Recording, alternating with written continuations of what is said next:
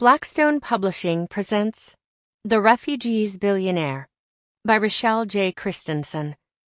This book is read by Carla Mercer-Meyer. Chapter 1. Carolina Diaz opened the kitchen window across from the stove in the refugee center. The balmy air trickled in, caressing her skin. February in Atlanta, Georgia was a lovely time. It wasn't too cold and the humidity was at a bearable level. Maybe I'll have time to take Daniel outside today, she thought. But first, there was a long list of tasks that needed completed, and Carolina was excited about her work that day. It was a busy day for a Tuesday, and everyone worked hard to meet the goals the refugee center had set. Pots and pans clanked behind her as several volunteers worked to prepare lunch for the refugees who had arrived last week to the Heart of Atlanta Refugee Center.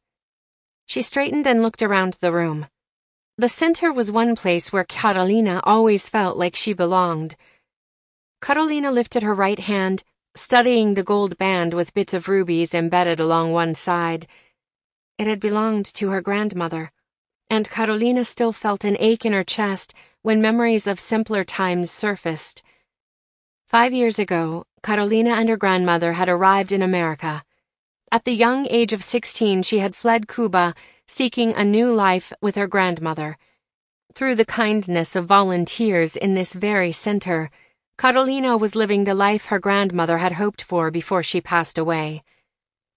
Carolina carried a stack of plates to the serving area, and then poked her head out of the kitchen to where she had last seen her son, Daniel, playing. Only 4 years old, her precocious little boy needed the eyes of every volunteer in the center to keep him out of trouble. She looked across the hall where refugee families gathered in an open area for games, crafts, and learning skills to help them acclimate to America. Daniel was driving a wooden car across the tile floor, crawling after it and making motor sounds. It was one of hundreds that a volunteer had made for children who showed up with nothing but the shirts on their backs. A few of her volunteer friends smiled and waved when they saw Carolina checking on Daniel. Carolina smiled at her son. She was about to turn back into the kitchen when she noticed a man walk through the entryway, carrying a leather shoulder bag. A very fine man. He was dressed in a business suit with a blue silk tie. His beard was trimmed close. He appeared to be in his 30s, but as the man walked toward a group of people filling out paperwork on a table... Sample complete. Ready to continue?